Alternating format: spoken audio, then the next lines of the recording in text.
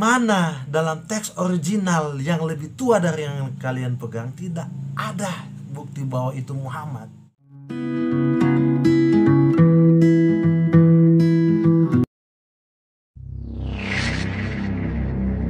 Shalom Elohim bersama Masyiah. Ketemu lagi dengan saya Andre Lahama di channel saya. Kita akan belajar, menggali, dan berapologet bersama.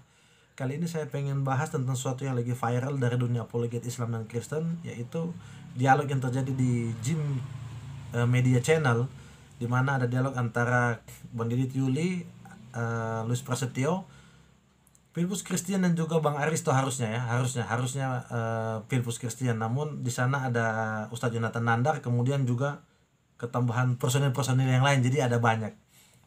Saya nggak mau bahas tentang teknis daripada dialognya. Saya lebih pengen tertarik bahas tentang kajian yang terjadi, di mana di saat itu Ustadz Nandar memberikan kajian bahwa Kidung Agung pasal 5 ayat 16 katanya Muhammadim itu berbicara tentang Muhammad atau nabi mereka, di mana para apologet Islam ini meyakini kalau nabi mereka tercatat di Kidung Agung pasal ke-5 ayat ke-16 kita. Oke, jadi Ustadz Jonathan Nandar mengkaji di Google Translate dari bahasa Ibrani ke bahasa Arab yang menurut saya sangat akademis ya, untuk orang yang katanya belajar Hebrew dengan yang katanya nggak hafal. Itu luar biasa ya cara dia untuk menerjemahkan Hebrew ke Arab.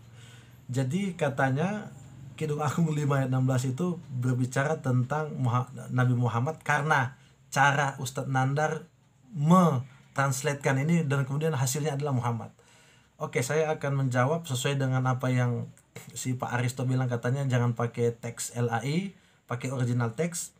Yang kedua, si Penato siapa tuh yang gak jelas itu katanya Kristen tuh lari di konteks kalau udah kalah. Saya nggak akan pakai konteks juga, karena walaupun konteks itu penting, sudahlah mereka udah sampaikan, tapi kalian aja yang nggak mau dengarkan. Saya akan bicara dulu dari original teksnya. Teks yang kalian pegang itu namanya teks Masoret. Ditulis oleh orang Masora di abad ke-10, diberikan vowel atau vokal atau nikut, dan juga diberikan huruf final di beberapa huruf-huruf tertentu. Jadi teks yang kalian pegang itu modern, bapak-bapak.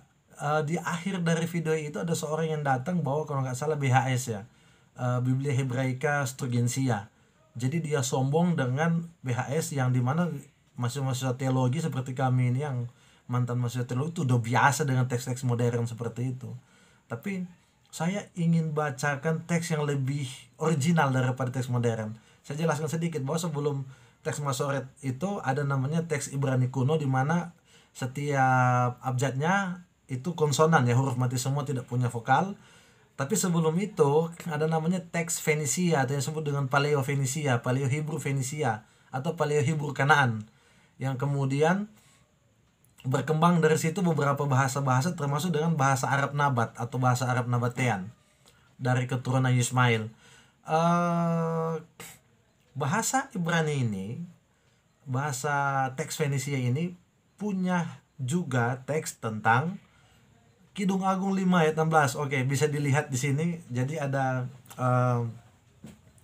teks Kidung Agung 5 ayat 16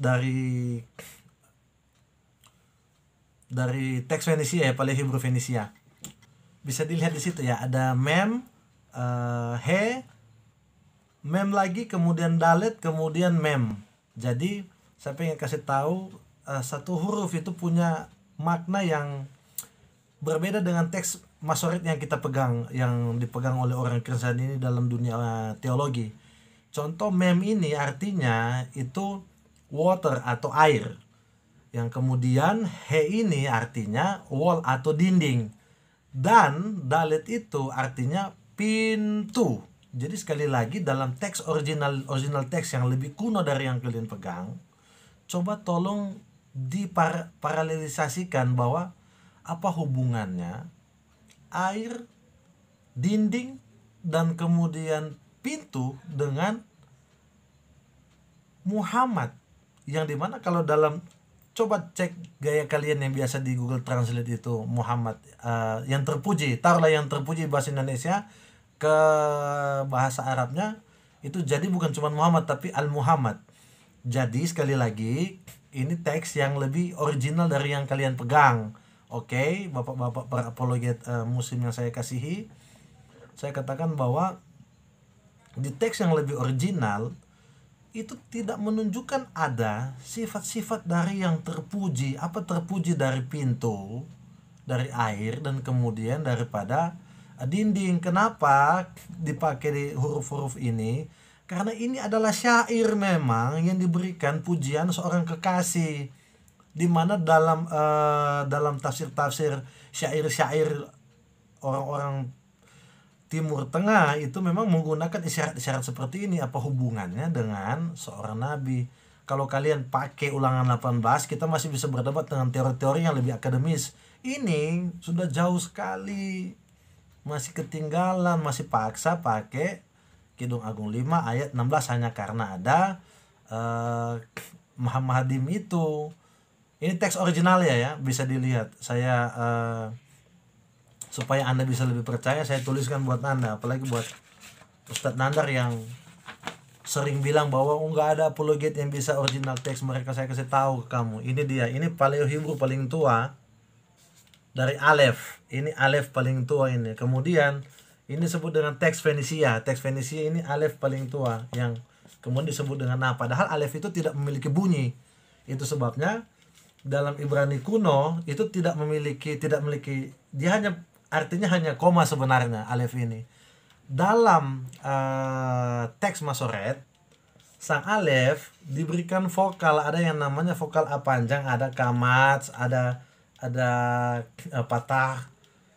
Itu diberikan vokal supaya bisa dibaca ini A. Itu teks paling modern yang kalian pegang, yang kalian sombong-sombongkan itu. Ini bahasa Ibraninya. Jadi ini yang kemudian saya bahas tadi, teks dari teks Kanaan itu ya. Di mana dalam teks original yang lebih tua dari yang kalian pegang tidak ada bukti bahwa itu Muhammad. Oke? Itu yang pertama yang saya mau kasih tahu, original teksnya kepada Ustadz Aristo. Yang kedua, di dalam kajian ilmu bahasa, belajarlah, Anda search di Google, kalau kalian kan bisa belajar di Google. Beginilah orang-orang yang belajar bahasa kalau nggak punya guru kan. Saya mau kasih tahu bahwa dalam ilmu filologi ada namanya ilmu kajian bahasa. Filologi ini adalah ilmu yang mengkaji secara akar rumpun dari teks-teks kemudian secara sastra. Ada yang namanya homofon. Homofon ini di mana ejaan yang sama memiliki makna yang berbeda. Jadi begini, contoh, ada kesamaan ejaan antara Muhammadim dan juga Muhammad. Kenapa ada kesamaan? Dikarenakan teks ini adalah bahasa rumpun, bahasa Semit. Jadi ada kemiripan antara bahasa Arab dan juga bahasa Ibrani. Bukan hanya di dalam Alkitab Kristen ini aja yang Anda temukan ada homofon. Dalam Pesito juga ada. Dalam bahasa Suryani atau bahasa Aramaik ada homofon juga di sana. Dengan apalagi bahasa Arab itu lebih dekat dengan bahasa Arab. Jadi ada nama ilmu yang namanya homofon dalam mengkaji. Ada homografi. Homografi ini kata yang kemudian sama namun artinya berbeda. Oke, tapi yang ini homofon, ejaannya memang mirip dalam bahasa Ibrani itu ya. Mim, kemudian ini yang sering mereka bilang he.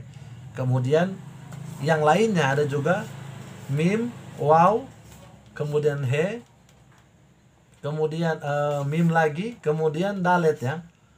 Kemudian disebut dengan Muhammad karena waw itu kan dulu dibaca u. Jadi sebelum ada vokal dia dibaca u. Jadi dia bacanya Muhammad, jadi katanya Muhammad.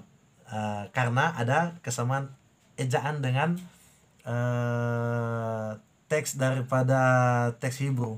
Jadi ini cuman tentang si Ustadz Nandar nggak belajar aja menurut saya tentang bahasa. kenapa bahasa-bahasa ini memiliki kemiripan ejaan, kemudian ejaan yang sama. Ada namanya bahasa Proto-Afroasia. Kemudian Proto-Afroasia ini adalah bahasa yang rumpun bahasa yang cikal bakal Ibrani itu dari bahasa Sumeria, biasa dari huruf paku. Di Sumeria pakai huruf paku. Orang Mesir dan juga orang-orang Sumeria, Akadia, orang Babel itu ada kesamaan bahasa. Itu kenapa Daniel, kemudian Samuel itu berdiskusi atau bercakap-cakap di zaman Abraham juga dengan bahasa yang masih masuk gitu. Jadi memang bahasa ini bahasa rumpun yang bukan punya kita.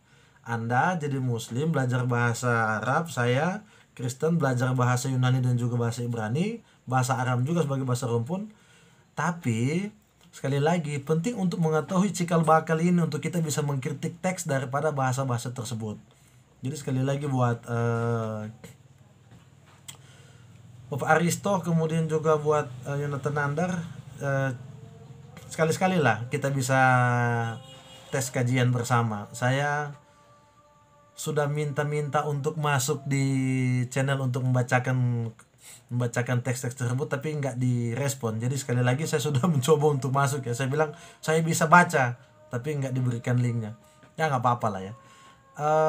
Jadi sekali lagi buat teman-teman yang Kristen, jangan takut bahwa kalau ada yang menyerang Alkitab kita bisa diteliti kok. Buktinya mereka bisa baca bahasa Ibraninya jujur-jujur aja. Jadi kita perlu mengkritik kepada mereka yang sok pintar aja, itu aja yang perlu kita kaji. Jadi sekali lagi dalam Alkitab kita tidak ada kata Muhammad di dalam Kidung Agung pasal 5 ayat 16, tidak ada sangkut pautnya karena memang dalam teks Masoretnya itu diartikan sebagai lovely, kemudian kesenangan, kesukaan, kesayangan.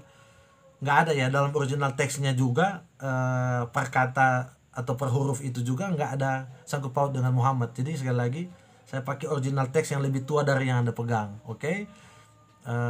Terima kasih, tetap dukung saya di channel ini. Jangan lupa subscribe, jangan lupa like, share, dan juga komen apa-apa yang bisa saya bahas, apa-apa yang bisa kita kaji bersama. Oke, itu saja dari saya. Terima kasih banyak. Tuhan Yesus memberkati kita semua. Salam sehat selalu.